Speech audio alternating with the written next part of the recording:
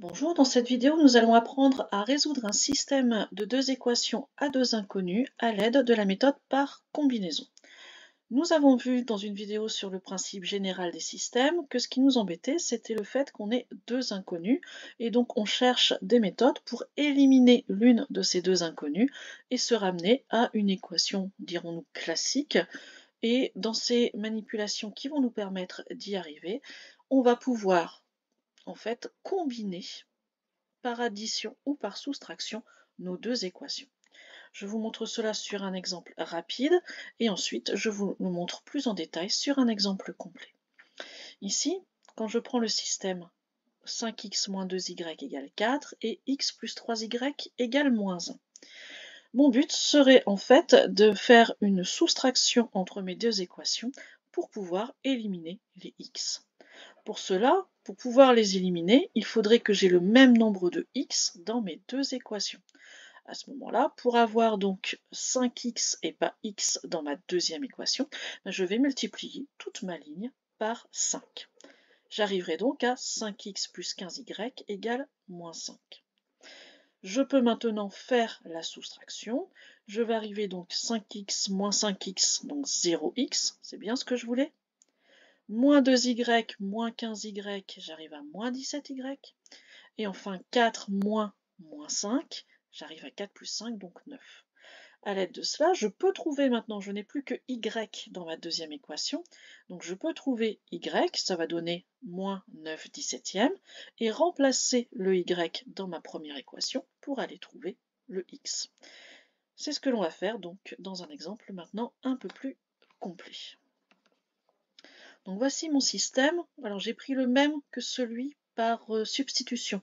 Ça vous permettra justement de pouvoir comparer les deux méthodes et de choisir celle que vous préférerez. À ce moment-là, je vous conseille une première phase qui est une phase d'observation des coefficients. Ici, vous voyez que vous avez moins 5, vous avez 10, vous avez 2,5 et vous avez 4. Le but est de trouver soit le même nombre de x, soit le même nombre de y. Regardez comment les nombres s'arrangent entre eux. Je trouve que passer de 2,5 à 4, les nombres ne se correspondent pas bien. Donc je trouve qu'il est plus intéressant ici de travailler sur les x et d'essayer justement d'avoir la même chose en x. Alors quand je dis la même chose, on n'est pas obligé d'avoir le même signe. Mais moi ce que je voudrais c'est voir du 10 devant mon x dans ma deuxième équation. Donc pour cela, je vais simplement prendre toute ma ligne et la multiplier par 2. J'arrive à moins 10x plus 5y, je fais bien pour toute ma ligne, et enfin le moins 17,5 fois 2, on arrive à moins 35. J'ai obtenu mon premier but qui est d'avoir le même nombre devant le x. Au signe près. Le signe, on peut ne pas s'en préoccuper maintenant, puisque maintenant ce qui nous intéresse, c'est d'aller essayer de combiner mes deux lignes. Dans mon premier exemple tout à l'heure, mon exemple rapide, j'avais fait une soustraction. Ici, si je fais une soustraction, je vais faire 10x moins 10x, ça va faire 20x. C'est pas ce que je dois faire. Mais par contre, ici, en faisant une addition, là, ça va bien arriver à 0x. Donc profitons-en, additionnant nos deux lignes.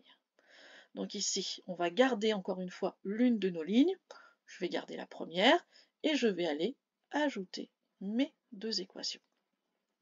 Donc on est à 10x plus moins 10x, ça fait 0x. Je vous conseille de le faire pour justement vérifier que vous avez choisi la bonne opération.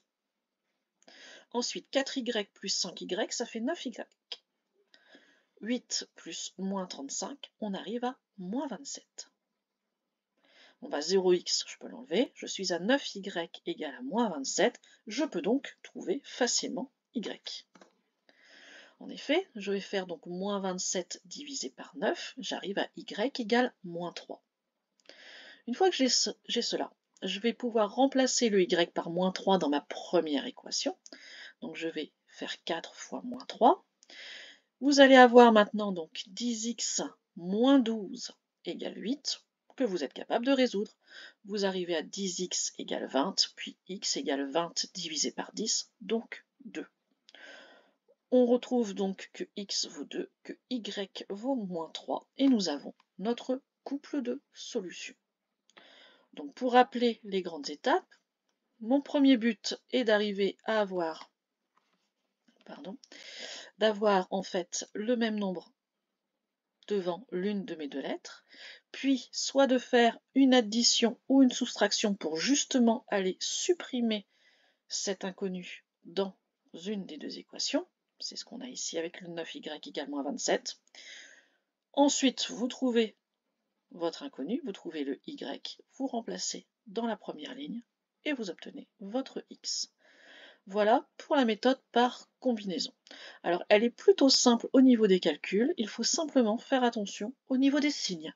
Le fait que vous ayez comme ça 10 et moins 10, ça doit vous faire penser à faire une addition. Ne pas faire systématiquement une soustraction, il y a des fois où ça ne fonctionnera pas. De la même façon, quand vous allez remplacer, vous avez encore un petit peu de travail. Mais dans l'ensemble, ça se passe bien. Ça se passe bien à condition d'avoir fait un bon choix dès le départ. C'est pour ça que je vous disais en début de vidéo, et je recommence, de bien observer vos 4 nombres et de regarder les deux qui se correspondent le mieux. Et si vraiment vous voyez qu'aucun ne correspond à l'autre et que ça va être compliqué, vous pouvez très bien multiplier les deux lignes. Une, par exemple ici si je voulais faire les Y, je pourrais multiplier toute la première ligne par 2,5 et multiplier toute la deuxième ligne par 4. J'arriverai à 10Y en haut et en bas, et à ce moment-là, ce serait facile aussi. Donc c'est une solution. Et si vraiment vous voyez que les nombres ne s'arrangent pas du tout, vous pouvez passer par la méthode par substitution. Voilà donc pour ces différentes méthodes pour la résolution d'un système. Au revoir.